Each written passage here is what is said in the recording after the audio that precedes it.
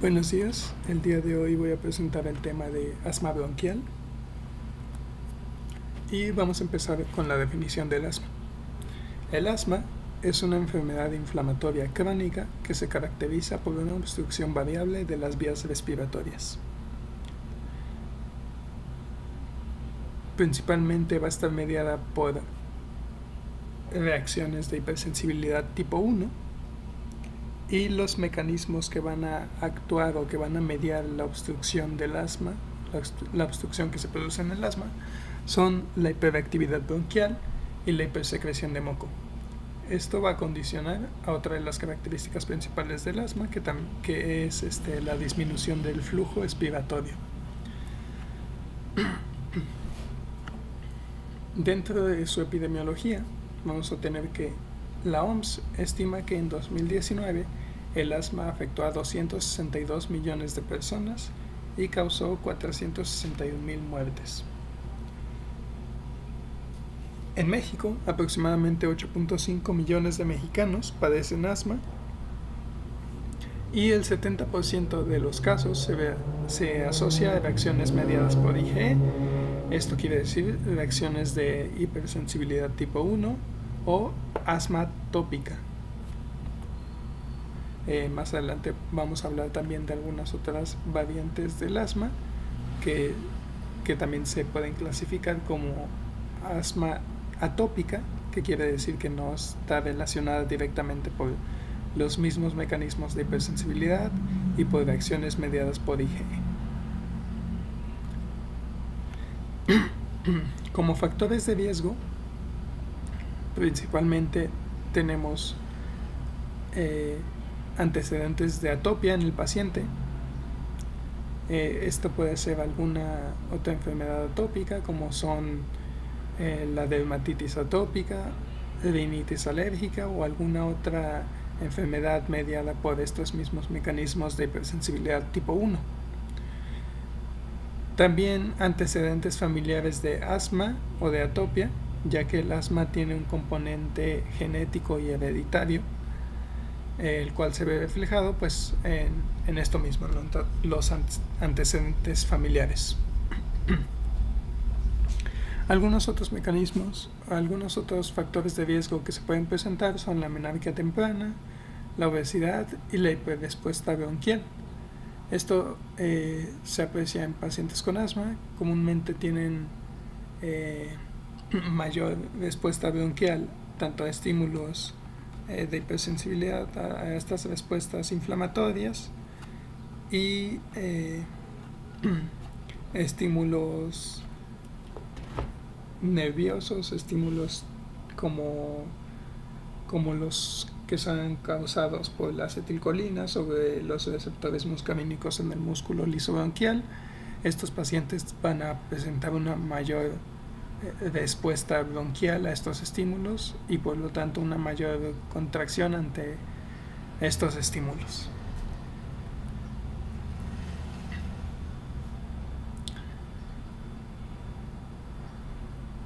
Dentro de la etiología vamos a ver que el asma no tiene una causa conocida, por así decirlo, es de causa desconocida, no hay un mecanismo directo que pueda producir el asma. Sin embargo, como ya lo comenté anteriormente, tiene un componente genético y mayor predisposición genética y hereditaria, como pueden ser algunos polimorfismos de ciertos genes, sobre todo de genes que van a codificar proteínas o citocinas que actúan en estas respuestas inflamatorias o en estas respuestas de hipersensibilidad tipo 1. Principalmente se pueden encontrar asociación en el asma a polimorfismos del gen que codifica la interleucina 3, a la interleucina 33, a la interleucina 4, algunas moléculas de histocompatibilidad de la clase 2.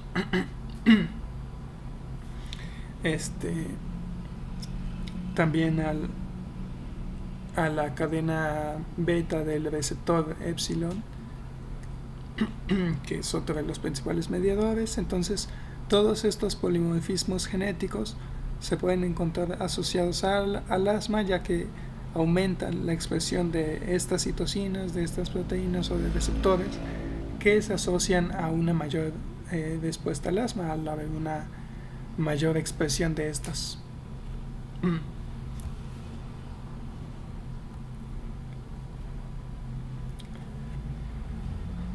En cuanto a la fisiopatología, como ya lo comenté anteriormente, es una reacción de hipersensibilidad tipo 1. Entonces, para entender la fisiopatología del asma, hay que comprender los mecanismos por los cuales se desarrolla esta respuesta de hipersensibilidad tipo 1. El primer paso para desarrollar esta reacción es la sensibilización del mastocito, que vamos a ver que es una de las principales células mediadoras de estas respuestas. Entonces, como primer paso tenemos al reconocimiento del antígeno. En este caso estamos hablando de un antígeno alérgeno, es decir, cualquier antígeno que se pueda presentar en la naturaleza. Hay antígenos que tienen mayor predisposición a provocar estas reacciones, es decir, que son más alérgenos, por así decirlo, y hay algunos otros antígenos que no tienen tanta predisposición, pero cualquier antígeno puede llegar a ser un alérgeno si produce esta misma respuesta o desencadena todos estos mecanismos. Entonces, cuando hablemos de estos alérgenos, a lo que nos referimos es a un antígeno que va a desencadenar esta respuesta. El primer paso, como en cualquier respuesta inmune o cualquier respuesta inflamatoria, se lleva a cabo mediante la entrada del antígeno al organismo, en este caso la entrada del alérgeno al organismo, y el reconocimiento de este antígeno. Principalmente, pues ya conocemos las células encargadas de reconocer a los antígenos cuando entran al organismo y se presentan por primera vez, que van a ser las células dendríticas. En este caso se lleva a cabo la primera exposición al alérgeno. La primera vez que ocurre este reconocimiento o esta entrada del antígeno al organismo, es reconocido por los receptores de las células dendríticas y estas van a presentar el antígeno, que es el segundo paso. La presentación de antígeno, que es la función de las células dendríticas, presentar el antígeno a los linfocitos T. Entonces, para esto, las células dendríticas van a viajar hacia los órganos linfáticos secundarios y van a presentar el antígeno a linfocitos T virgen o T vírgenes. Estos van a presentar a los antígenos por medio de moléculas de histocompatibilidad. En este caso, al ser un antígeno exógeno, se presenta como una molécula de histocompatibilidad asociado el antígeno a una molécula de histocompatibilidad tipo 2 y es presentado a un linfocito T virgen, lo que va a inducir la maduración del linfocito T virgen hacia un linfocito T de CD4.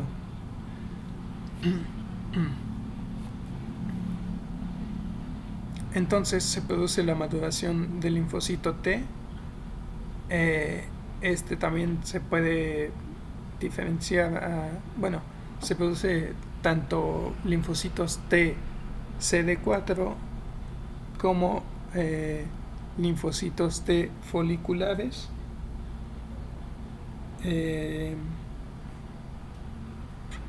Linfocitos TH2 y linfocitos T foliculares, que van a ser los principales mediadores de otras de las principales células mediadoras de esta respuesta.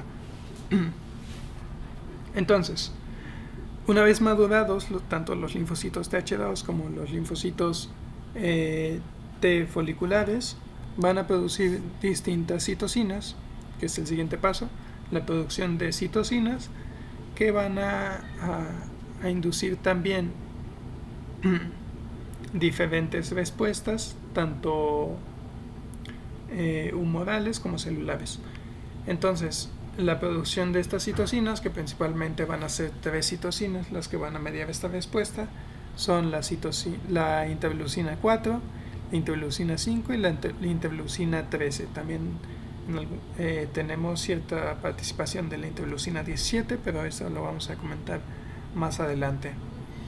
Entonces, la producción de estas citocinas va a mediar distintas reacciones y van a inducir al cambio de isotipo de los linfocitos B. Esto por medio de tanto las citocinas como la expresión de ligandos, como puede ser el ligando de CD40 que se expresa en los linfocitos T, van a inducir el cambio de isotipo del linfocito B para que éste empiece a expresar anticuerpos de inmunoglobulina E en su superficie, y posteriormente,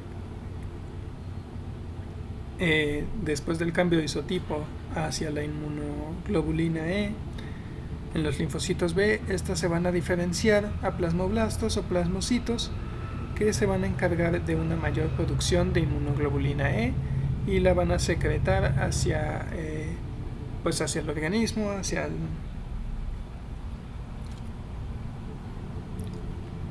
por medio de la sangre,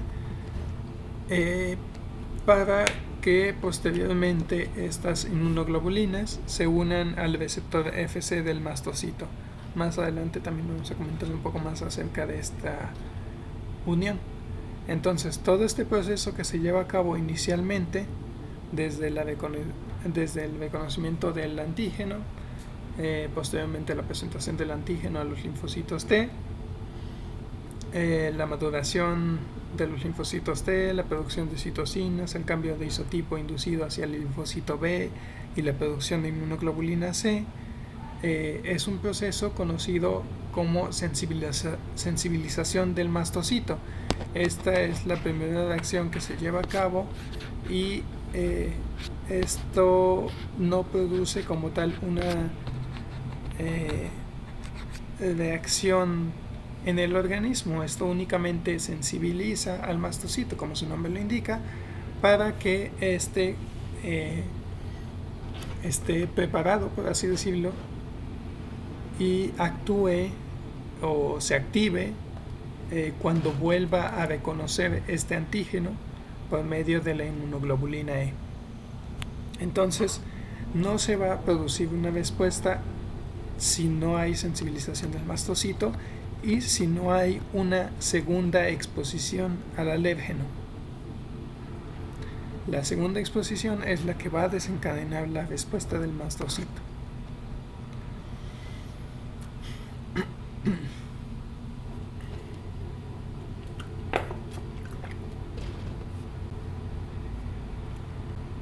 Una vez que se haya producido la sensibilización del mastocito,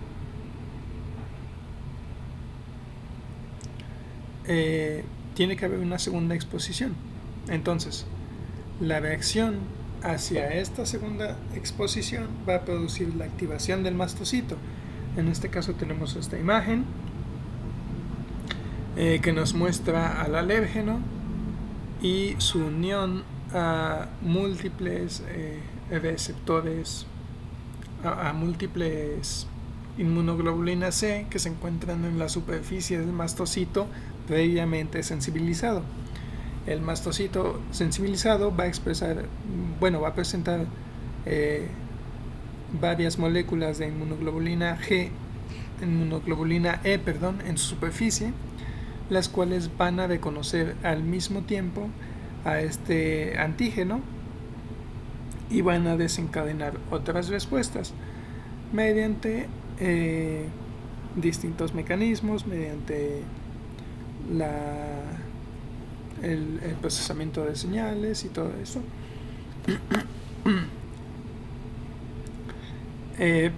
Para producir la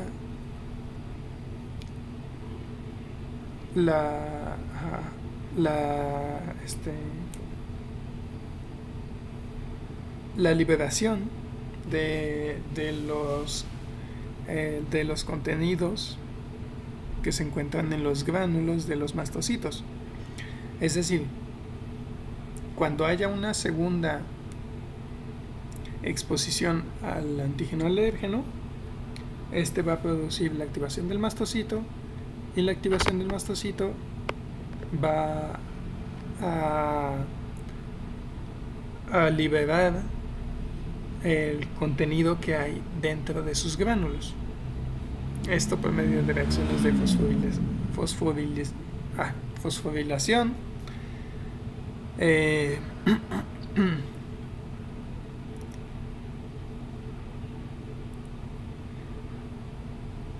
y por medio de otros mecanismos como el aumento de calcio intracelular y otras señales, sobre todo señales del tipo de la creatinfosfoquinasa, son las que van a desencadenar esta respuesta, esta fosforilización de la cadena ligera de miosina, que va a inducir el movimiento del gránulo hacia la superficie y posteriormente la exocitosis de todo su contenido, de todo el contenido del gránulo. Dentro de todas estas reacciones, el mastocito va a liberar histamina, que se encuentra contenida en sus gránulos, va a producir también citocinas, similares a las que ya mencionamos anteriormente, así como factor de necrosis tumoral y otras citocinas que van a estimular esta respuesta, que van a inducir mecanismos de quimiotaxis para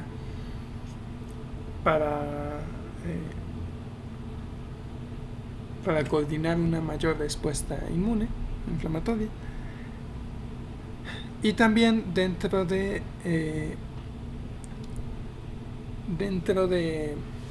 estos mecanismos se produce algunos mediadores lipídicos, esto por medio de la fosfolipasa A2, que va a hidrolizar fosfolípidos de membrana o fosfolípidos celulares, como pueden ser la fosfatidilcolina.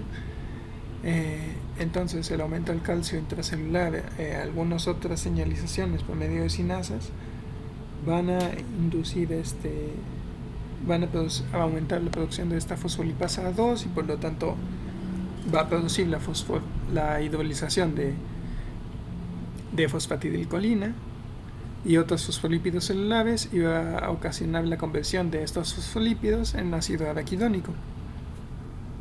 El ácido araquidónico posteriormente, por medio de otras enzimas como son la ciclooxigenasa o la lipoxigenasa, se van a convertir en leucotrienos o en prostaglandinas. Entonces, posteriormente estos leucotrienos van a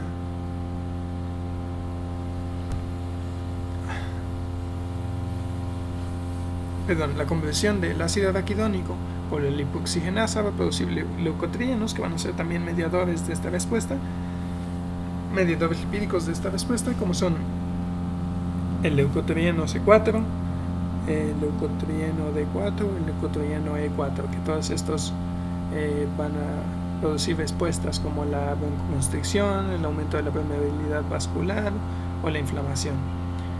O algunos otros pueden ser factores quimiotácticos que van a estimular la migración de otros linfocitos y de otros leucocitos al sitio de inflamación. Entonces, mientras que la conversión del ácido araquidónico por la ciclooxigenasa va a producir prostaglandinas, como principalmente la prostaglandina 2, y otras prostaglandinas que van a fungir también pues respuestas de vasodilatación, aumento de la quimiotaxis, vasoconstricción, aumentos de la agregación plaquetaria, que vamos a ver que también participan en estas respuestas.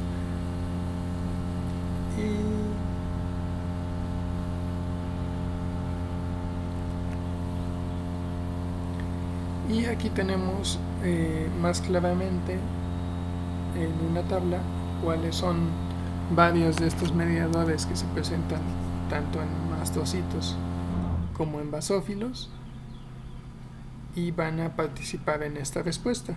Algunos mediadores, como por ejemplo la histamina o algunas otras enzimas proteasas como triptasa o quimasa,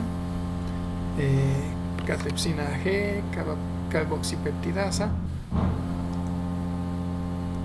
son enzimas o moléculas que se encuentran almacenadas previamente en estos gránulos preformados en el citoplasma de los mastocitos o de los basófilos, y cuando se produce la activación del mastocito se van a liberar todas estas enzimas que ya estaban contenidas en sus gránulos. Estas tienen diferentes funciones, como por ejemplo la histamina, que va a producir un incremento de la permeabilidad vascular y una contracción de la célula muscular, de células de músculo liso.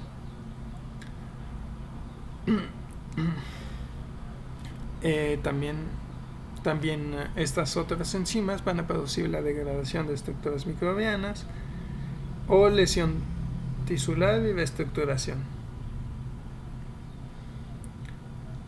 Otros mediadores como la prostaglandina o los leucotrienos o el factor activador de plaquetas son mediadores lipídicos que se producen tras la activación del mastocito, es decir, estos mediadores no se encuentran ya preformados dentro de la célula o en el citoplasma de la célula, sino que al ser activado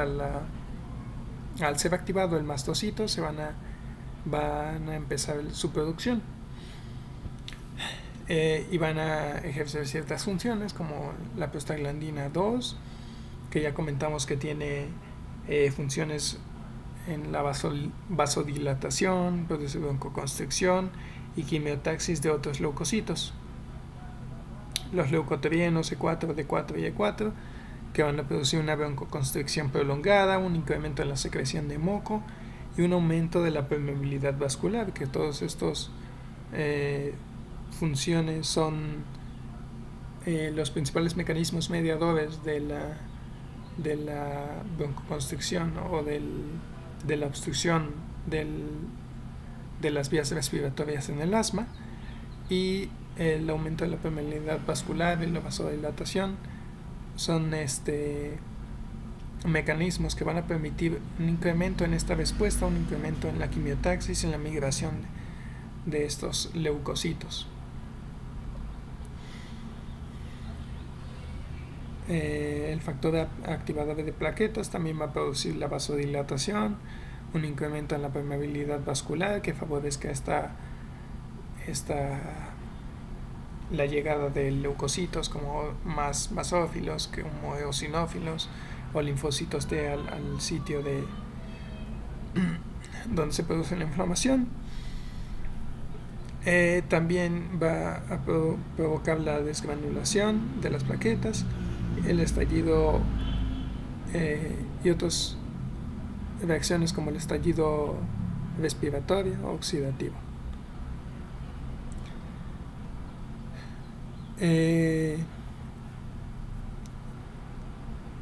Algunos otros mediadores también son producidos tras la activación del mastocito, y estos van a ser interleucinas, como las que ya comentamos que son producidas dentro de los linfocitos T, como son la interleucina 13, que va a producir el incremento en la secreción de moco, la interleucina 4, que va a estimular la diferenciación de los linfocitos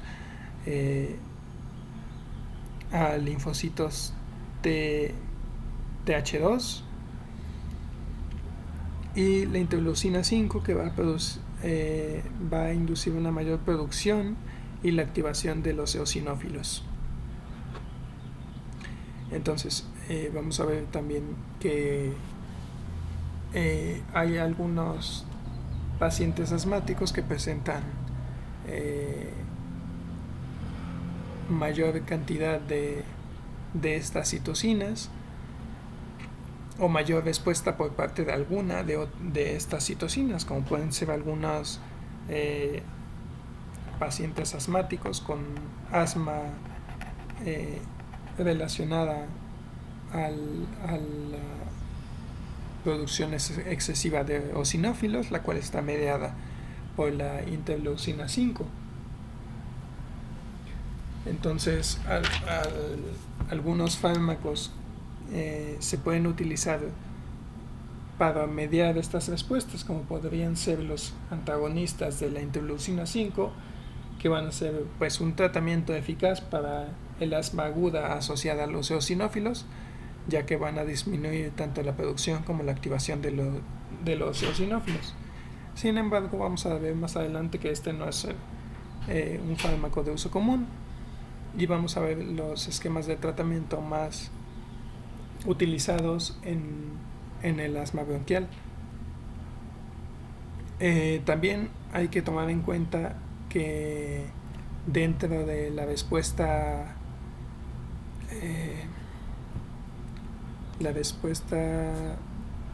de hipersensibilidad tipo 1 vamos a tener dos fases que se conocen como fase temprana y fase tardía. La reacción de fase temprana va a estar mediada principalmente por todos estos mecanismos que van a inducir la vasodilatación, como pueden ser la liberación de histamina, la liberación de los gránulos citoplasmáticos y de las enzimas, y todos estos mecanismos que induzcan la vasodilatación. Mientras que la segunda reacción va a ser la reacción de fase tardía, que va a estar principalmente mediada por estas otras citocinas, que van a ser las que aumentan la respuesta posterior a la vasodilatación, y el reclutamiento de otras células, como el reclutamiento de eosinófilos por la interleucina 5, el aumento de la quimiotaxis y de la migración de estos leucocitos, o incluso vamos a tener participación de los linfocitos TH17, que van a producir citocinas que se encargan de reclutar neutrófilos y otras células. Entonces, la reacción de fase temprana principalmente está mediada por mecanismos de vasodilatación, y la reacción de fase tardía son todos estos mecanismos que produzcan o induzcan el reclutamiento de células que participen en este mecanismo, como lo son eosinófilos, masófilos, linfocitos, neutrófilos.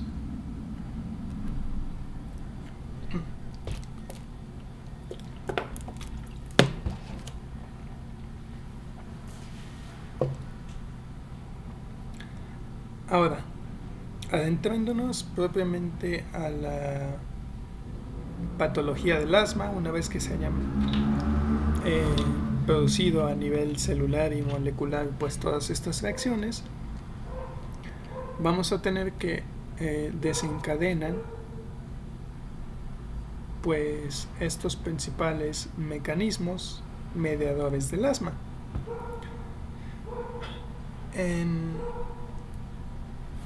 En la primera imagen vamos a tener una comparación de las vías respiratorias normales contra las vías respiratorias en el asma, y vamos a tener pues todas estas estructuras que participan o que se ven afectadas por estas reacciones de hipersensibilidad que son mediadoras en el asma.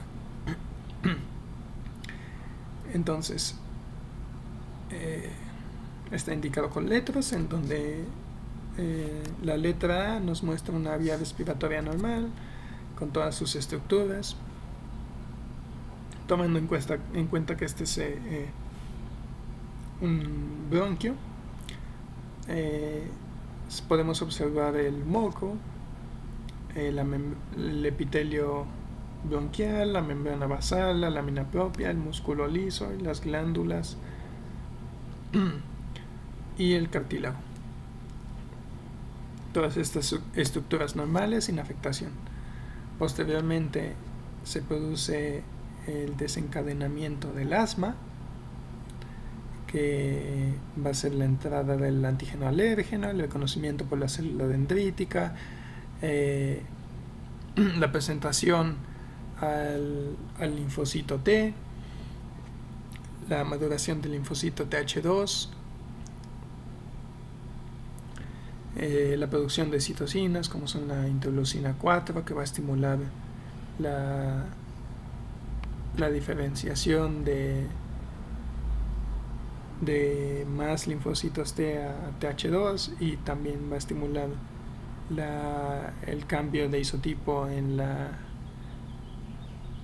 el linfocito B hacia la inmunoglobulina E, la liberación de anticuerpos de inmunoglobulina E, la sensibilización del mastocito, la producción de interleucina 5 por parte del mastocito y del linfocito T, que van a promover el reclutamiento de eosinófilos y de mastocitos, y la liberación del contenido de los gránulos del mastocito y de los eosinófilos y otros mediadores.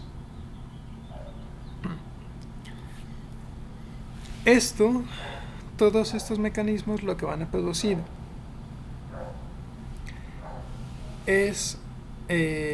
son estas dos reacciones que ya comentamos: la reacción de fase inmediata, que se va a producir en los primeros minutos de esta reacción, y la reacción de fase tardía, que se va a producir horas posteriores al inicio de esta reacción. Entonces, por parte de la fase inmediata vamos a tener este reconocimiento del antígeno, el aumento de la permeabilidad vascular y el edema,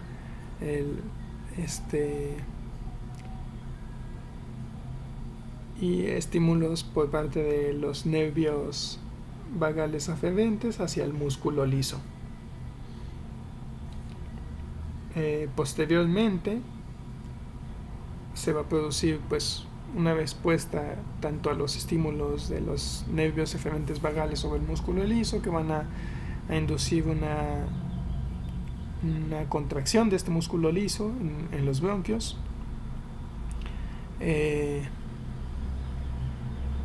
Se va a producir una mayor secreción de moco, se va a producir también un incremento en las células calciformes, que van a ser estas células encargadas de producir moco para favorecer esta respuesta.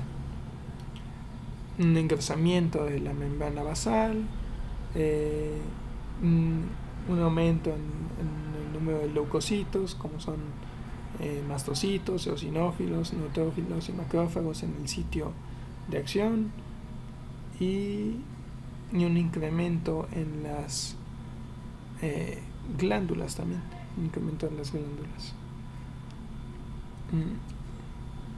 Todos estos mecanismos van a desencadenar, pues, esta contracción del músculo liso, una mayor secreción de moco en la luz del músculo liso y una mayor rigidez por parte de tanto de la contracción del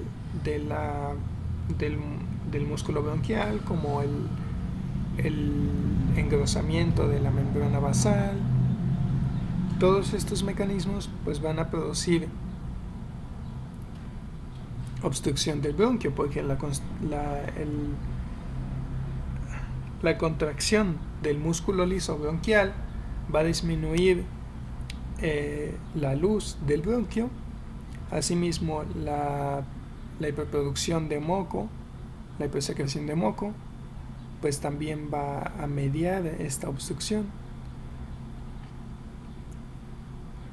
Y pues todo esto va a producir un atrapamiento de aire en los alvéolos y un menor paso de aire tanto hacia el alvéolo como para sacar el aire del alvéolo hacia la superficie o hacia la atmósfera.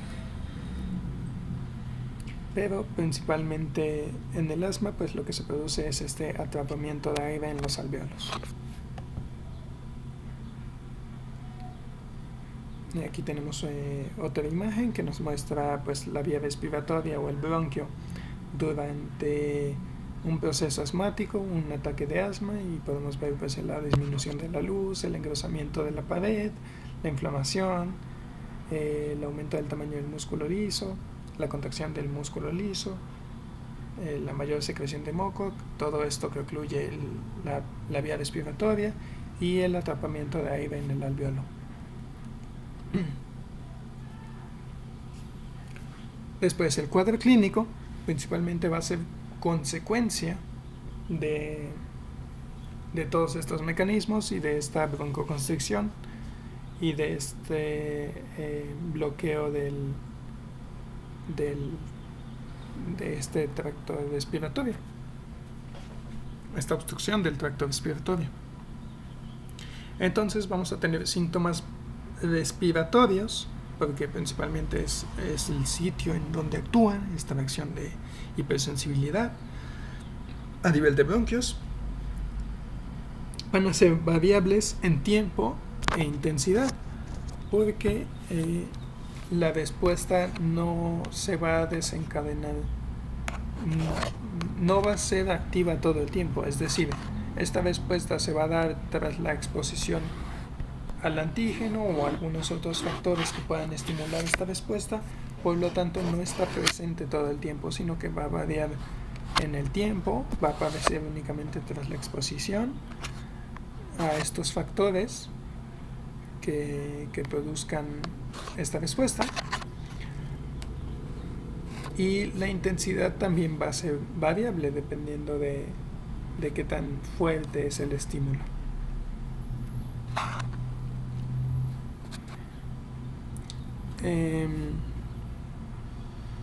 Dentro de los síntomas que va a presentar un paciente con asma van a ser sibilancias,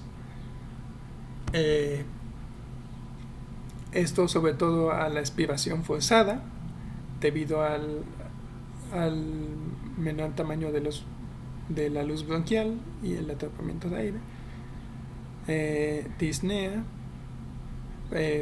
por el mismo atrapamiento de aire, por la misma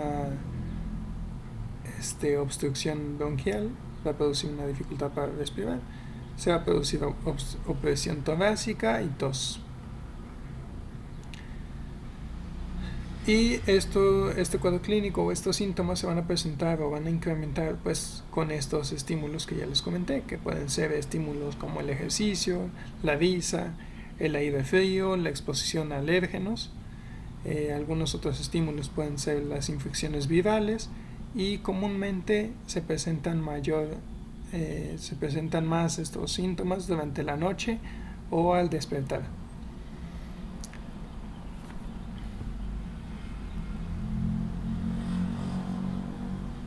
Bueno, una vez que tengamos una sospecha de asma, ya sea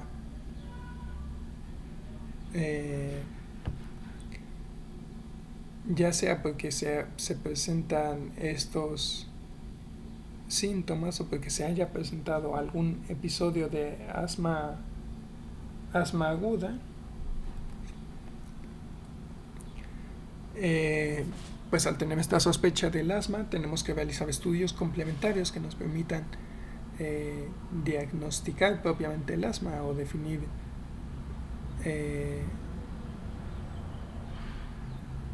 que nos permitan decidir el tratamiento a seguir, y para esto pues tenemos que diagnosticar el asma. Entonces, en un paciente con sospecha de asma se va a realizar una espirometría con pruebas de reversibilidad.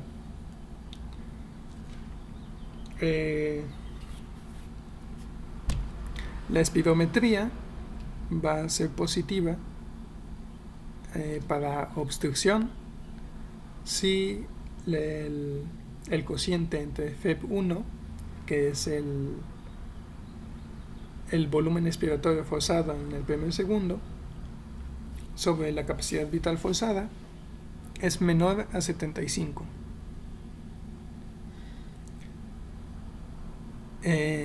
Y también se evalúa la respuesta a broncodilatadores.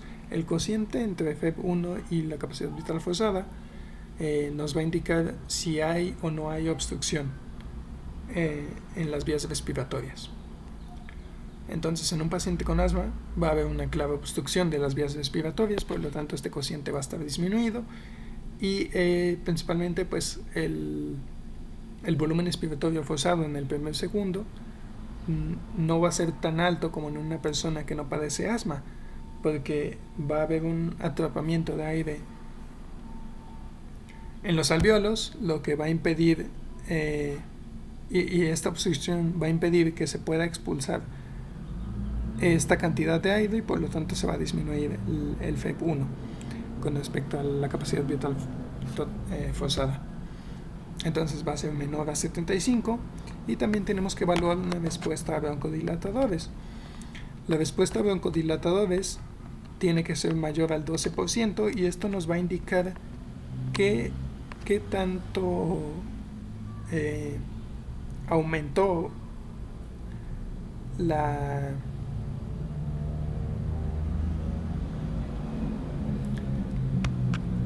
qué tanto disminuyó la obstrucción posterior al uso de broncodilatadores.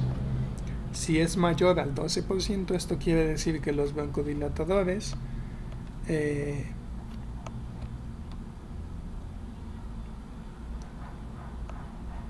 mejoraron disminuyeron la obstrucción y por lo tanto pues con estos dos criterios podemos diagnosticar a un paciente con asma.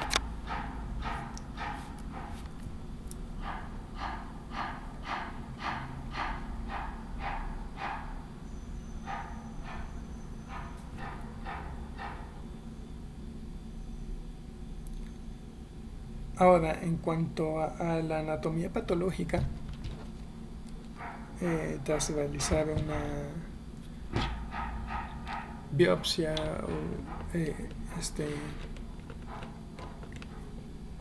o en los estudios histológicos vamos a encontrar diferentes hallazgos que son indicativos del asma, principalmente como hallazgos a grandes rasgos en biopsias de pacientes que han fallecido por algún episodio de asma aguda. Tras realizar el estudio patológico se encuentran hiperinsuflación, se encuentran telectasias y la oclusión bronquial. Al realizar una biopsia bronquial de un paciente asmático, vamos a tener estos hallazgos tanto de obstrucción como de remodelamiento bronquial que es producido pues tras la exposición prolongada o exposición repetida a estos alérgenos, pues lo que va a inducir es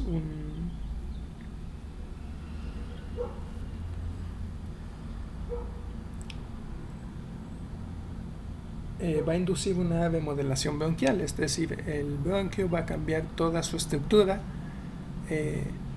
porque está recibiendo este estímulo muchas veces y por lo tanto su estructura va a cambiar en respuesta a este estímulo y todo lo que este estímulo desencadena. En este caso tendríamos ya no solo una obstrucción temporal irreversible, sino sería ya un remodelamiento irreversible de las vías respiratorias por esta misma exposición prolongada. Como hallazgos tenemos fibrosis y engrosamiento de la membrana basal, que se pueden observar en estas imágenes. En la capa superficial se encuentran, o en la capa más cercana a la luz, se encuentran las células epiteliales bronquiales y las células caliciformes. Entonces, en orden desde la luz hacia la periferia, vamos a tener en la luz un incremento en la producción de moco. La luz del bronquio va a estar completamente ocluida o parcialmente ocluida por la producción de moco. Posteriormente vamos a tener una hiperplasia de las células caliciformes. Entonces, más cercano a la luz vamos a tener una mayor cantidad de células caliciformes y una menor cantidad de epitelio bronquial. Por debajo de las células epiteliales y de las células caliciformes vamos a tener un engrosamiento y fibrosis de la membrana basal.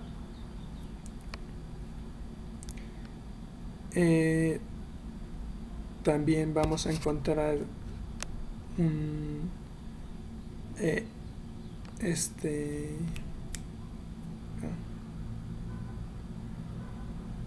infiltración inflamatoria, es decir, vamos a encontrar en la capa submucosa vamos a encontrar varios linfocitos, vamos a encontrar linfocitos T, sobre todo mastocitos y eosinófilos en mayor cantidad.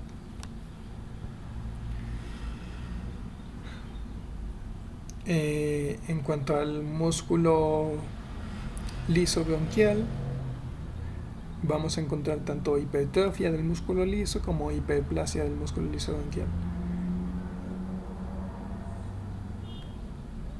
Y con aumento de matriz extracelular. Y también podemos encontrar hipertrofia de las glándulas submucosas.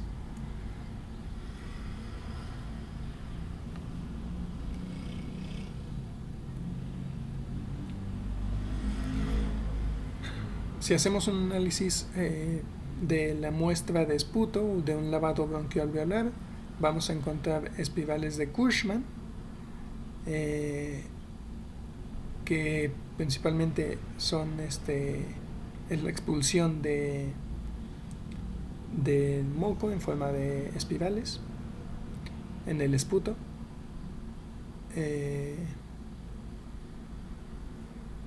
También se pueden encontrar algunas células epiteliales bronquiales, ya que estas se van como que degradando conforme a la producción de moco y la hiperplasia de las células caliciformes. Y cristales de Charcot-Leyden, que son estructuras cristaloides formadas por la galectina 10, que es una proteína que es producida por los eosinófilos y forma pues estas estructuras que van a inducir una mayor respuesta inflamatoria y una mayor secreción de moco.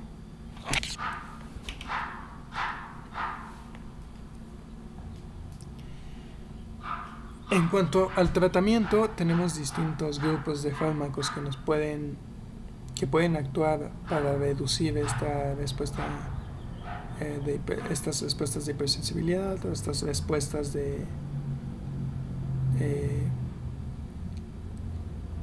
que disminuyan la constricción del bronquio y que disminuyan la oclusión o la obstrucción de los bronquios y de las vías respiratorias. Entonces, estos fármacos van a actuar en contra tanto de la respuesta inflamatoria como de la respuesta bronquial. Los corticosteroides van a actuar principalmente bloqueando la producción de citocinas inflamatorias y por lo tanto van a disminuir completamente esta respuesta de hipersensibilidad. Porque si no hay citocinas inflamatorias, si no hay interleucina 4, si no hay interleucina 5, si no hay factor de necrosis tumoral, no se va a producir pues ni la diferenciación del linfocito T, no se produce tampoco la estimulación de la producción de eosinófilos ni del reclutamiento de eosinófilos, y no se desencadena la respuesta inmune.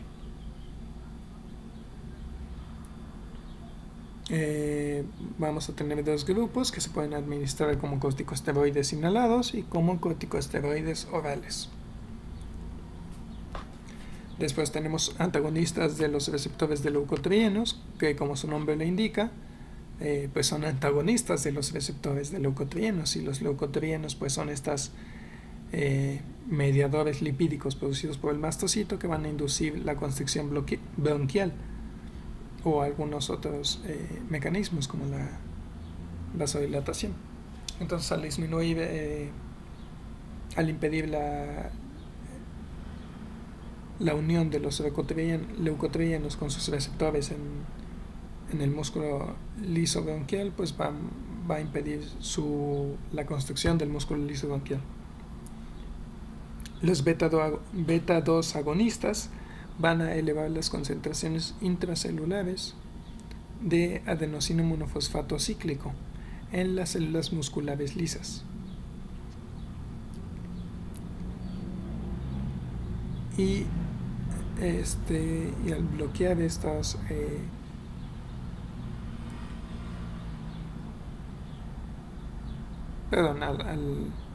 al unirse a los receptores beta-2, pues van a desencadenar una respuesta adrenérgica que va a producir la relajación del bronquio.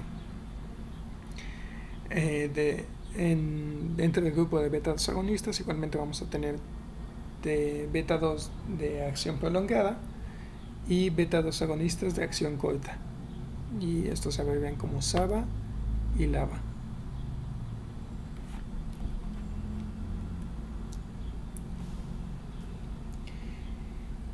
En cuanto a los esquemas de tratamiento, tenemos el tratamiento se va a dividir principalmente en dos tipos, que es el tratamiento de rescate y el tratamiento de control, y estos tratamientos los podemos dividir en varios pasos que son como escalones, dependiendo de qué tan controlado esté el asma en cada paciente. Se empieza con el paso 1 y de acuerdo a la respuesta del paciente se tiene que evaluar y ajustar el tratamiento. Comúnmente esto se hace cada 3 meses.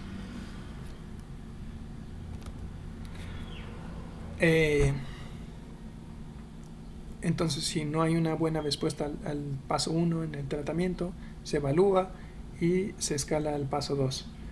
En cambio, si hay una buena respuesta, digamos, al paso 2, se evalúa y se puede ajustar el tratamiento para reducir hasta el paso 1, y se tiene que evaluar si responde al tratamiento con el esquema que hay en el paso 1 o se escala al siguiente paso. Entonces siempre se tiene que revisar la respuesta, evaluar y ajustar el tratamiento, y conforme a esto se evalúa qué tan controlado está el asma y qué tratamiento requiere. En cuanto al tratamiento controlador, su principal función es prevenir las exacerbaciones y controlar los síntomas. En el paso 1 tenemos corticosteroides inhalados en combinación con formoterol a dosis bajas según sea necesario. En el paso 2 tenemos corticosteroides, como alternativa del paso 1 tenemos corticosteroides sistémicos a dosis bajas cada vez que se toma un agonista beta-2 de corta duración.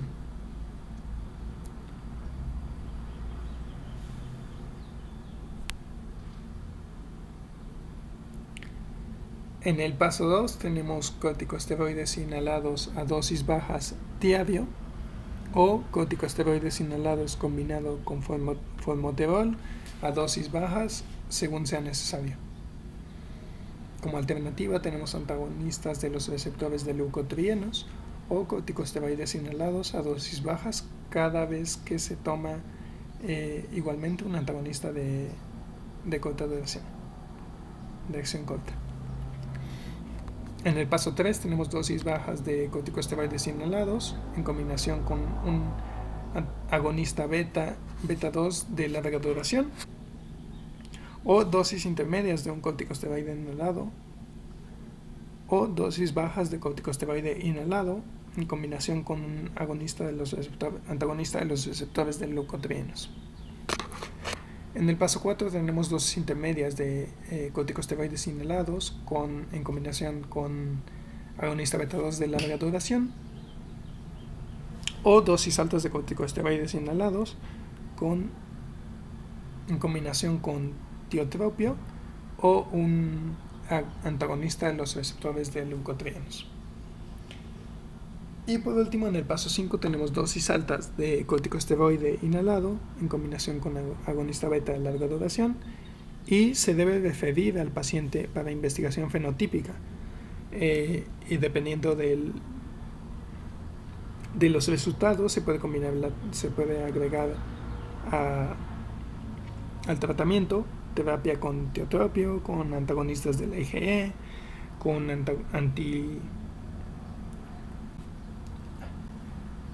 antagonistas de la interleucina 5 o del receptor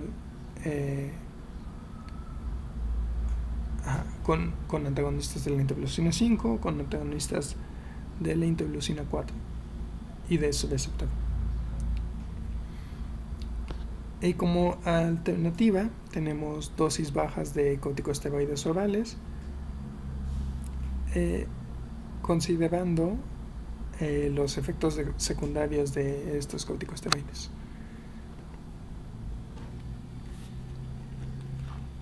El tratamiento de rescate se pueden implementar agonistas beta 2 de corta duración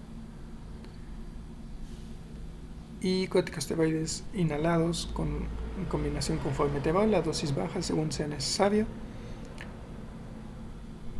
Y a partir del paso 3 en adelante, corticosteroides inhalados con formoterol a dosis bajas según sea necesario.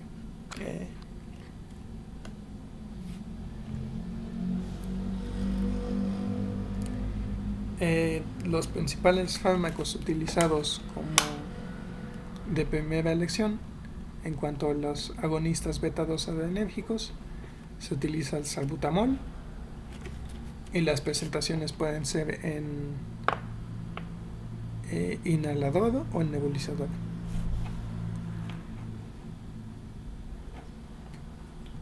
En cuanto a los anticolinérgicos, el de elección es el bromuro de ipatropio y comúnmente el tratamiento de rescate utilizado es el salbutamol en combinación con bromuro de ipatropio.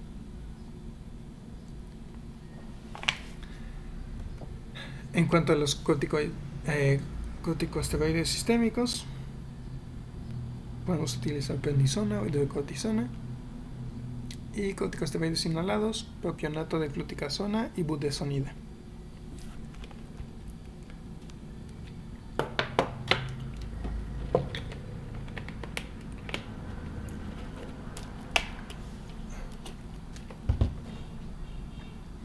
Y aquí tenemos otra forma de evaluar qué tan controlado está el asma en los adultos, dependiendo de si tiene síntomas diurnos. Por ejemplo, en un asma bien controlada no va a presentar ningún síntoma diurno o va a presentar síntomas diurnos menos o 2 días al mes o menos. El asma no limita sus actividades y no tiene síntomas nocturnos, es decir, no se despierta por un episodio de asma o por síntomas de asma.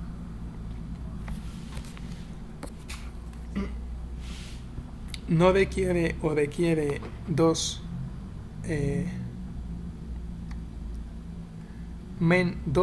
días al mes o menos medicación de rescate. Y la función pulmonar, en cuanto a la función pulmonar, el volumen expiratorio forzado es mayor del 80% y el flujo expiratorio máximo es mayor al 80% y no presenta ninguna exacerbación. En un paciente parcialmente controlado va a presentar síntomas diurnos más de 2 días a la semana. Puede presentar limitación en sus actividades, síntomas nocturnos o despertar debido a la presencia de síntomas de asma. Requiere más de 2 días a la semana medicación de rescate y su volumen expiratorio forzado y su flujo expiratorio máximo son menores del 80%. Y presenta más o una exacerbaciones al año. Y un paciente mal controlado va a tener más de 3 características o 3 características del asma parcialmente controlada y más de una exacerbación en cualquier semana.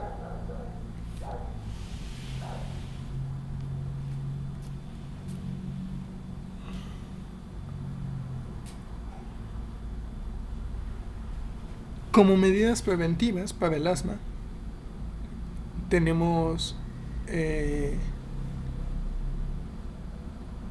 comúnmente se tiene que evitar cualquier factor desencadenante, aparte de mantener el tratamiento con un buen control del asma, mantener un tratamiento adecuado con un buen control del asma. Se deben tomar ciertas medidas preventivas, como puede ser evitar estos factores desencadenantes de síntomas o que agudicen el asma.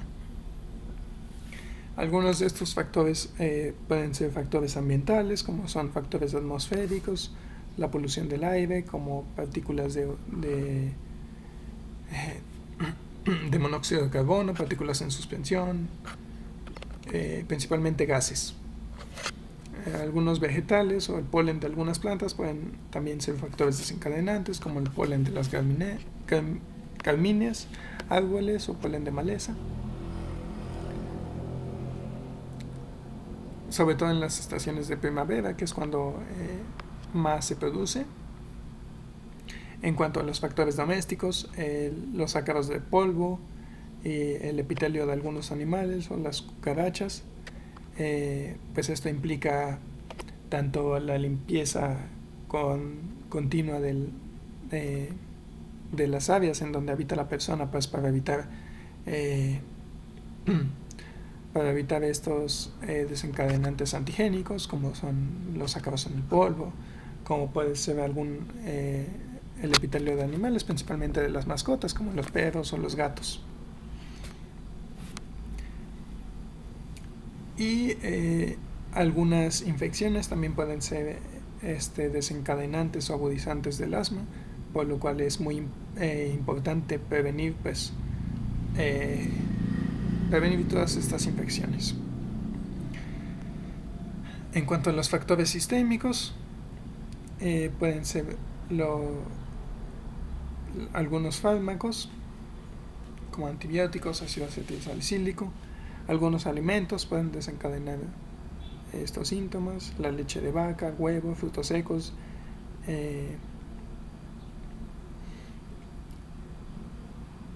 y algunos otros, como pueden ser el veneno de animales, como el veneno de la abeja o de la avispa, también pueden ser factores desencadenantes.